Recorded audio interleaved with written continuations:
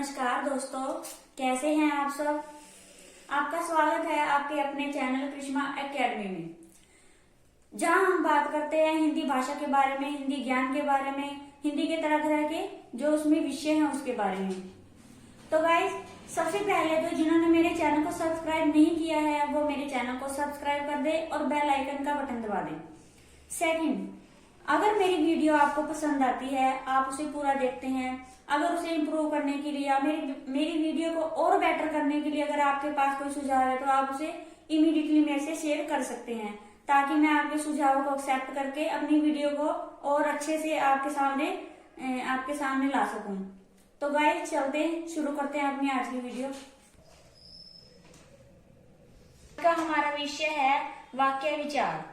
ठीक है, वाक्य विचार में आज हम बात करेंगे रचना के आधार पर वाक्य कितने प्रकार के होते हैं। ठीक है, रचना के आधार पर कल बताया था आपको कितने होते हैं, 3। तो सबसे पहले हम बात करेंगे सरल वाक्य के बारे में। इसे हम साधारण वाक्य भी बोलते हैं, यानी कि सिंपल।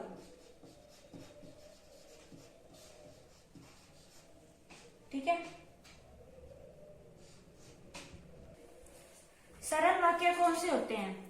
जिसमें एक उद्देश्य है। ठीक है, एक उद्देश्य और एक विधेय हो, या सरल शब्दों में हम यूं भी कह सकते हैं कि जिसमें एक कर्ता हो और एक ही क्रिया हो। ठीक है, उसे हम क्या करेंगे? सरल वाक्य या साधारण वाक्य। अब एग्जाम्पल आपको दे देती हूं मैं, जैसे एग्जाम्पल हो गया जैसे सिमरन खाना खाती है। ठीक है, ये हमारा है बिल्कुल साधारण वाक्य। या जैसे राम दौड़ता है, सीता खाती है। इसमें देखो क्या है, कर्ता कौन है? कर्ता कौन होता है? काम को करने वाला, यानी कि उद्देश्य बोल दो जिसके बारे में कहा गया। किसके बारे में बोला गया है? सिमरन के बारे में। ठीक है, ये तो होगी कर्ता हो गया, ये उद्देश्य हो गया, दोनों एक ही चीज। उसके बाद है विधेय। विधेय, खाना खाती है, ये हमारा हो गया विधेय। ठीक है, सिमरन खाना खाती है, एक उद्देश्य हो गया, एक विधेय हो गया, यानी कि ये हमारा सरल वाक्य है। जैसे एग्जाम्पल के तौर पे और भी बहुत से, राम दौड़ता है, सीता खाना खाती है, राम घर जाता है, बालक खेलते हैं। जैसे अब ये है बालक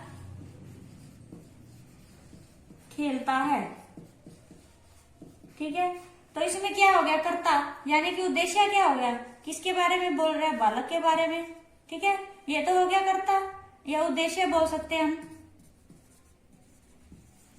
खेलता है, ठीक है, ये हो गया विधेय, यानी कि विधेय में नहीं होता भाई क्या कर रहा है वो काम। ठीक है, क्या किया वो।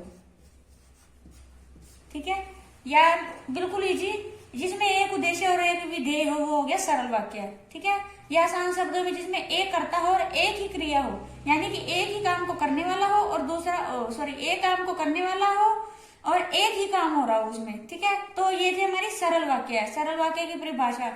इसके सिंपल वाक्य सारे इसके उदाहरण है। जैसे मैंने आपको बहुत से बता भी दिया, सीता खेलती है, राम खाता है, सीता जाती है, रावण मर गया, जो भी है। ठीक है, तो अब हम बात करेंगे मिश्रित वाक्य के बारे में। हमारा मिश्रित वाक्य कौन सा वाक्य है? मिश्रित। ठीक है, मिश्रित का मतलब क्या है? पता लग रहा है? मिला हुआ। ठीक है, इसका मतलब क्या है? मिला हुआ।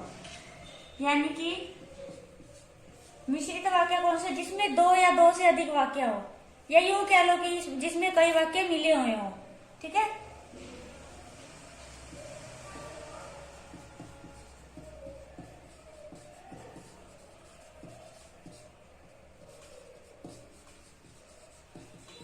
उसे हम क्या कहेंगे? मिश्रित वाक्य। ठीक है, एग्जाम्पल जैसे हम ले लेते हैं, कमरे में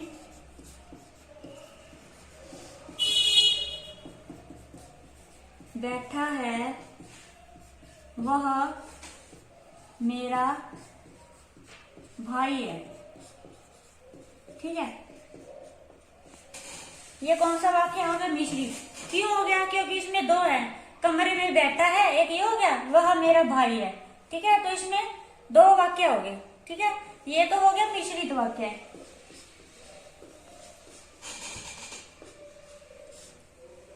ठीक है, कमरे में बैठा है वह मेरा भाई है। दो वाक्य जुड़े हुए हैं, जुड़े हुए हैं ना।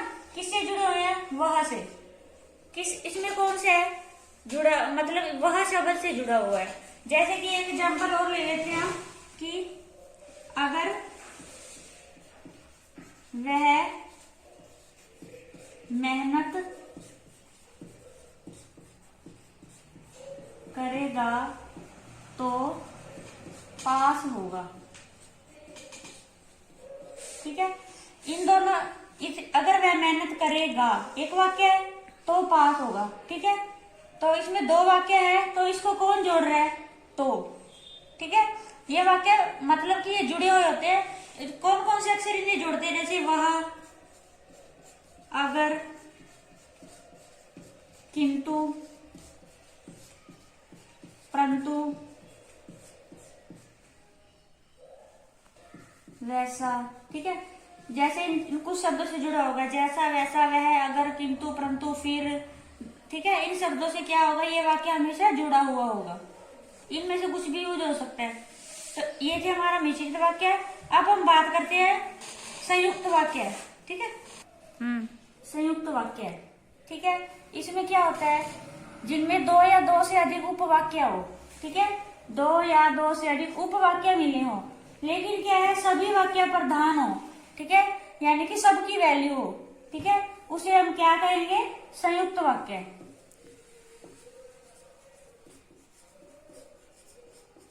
संयुक्त वाक्य कहेंगे। ठीक है, और ये क्या होता है? संयुक्त वाक्य है फिर भी, पर, किंतु, परंतु, अतः, नहीं, तो, पर, और।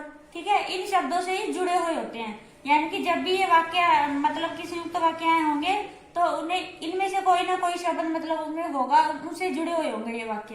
जैसे एग्जाम्पल के तौर पर मैं ले लेती हूँ। और इन सबको क्या कहते हैं? इन मतलब शब्दों को हम क्या बोलते हैं? अवयव शब्द।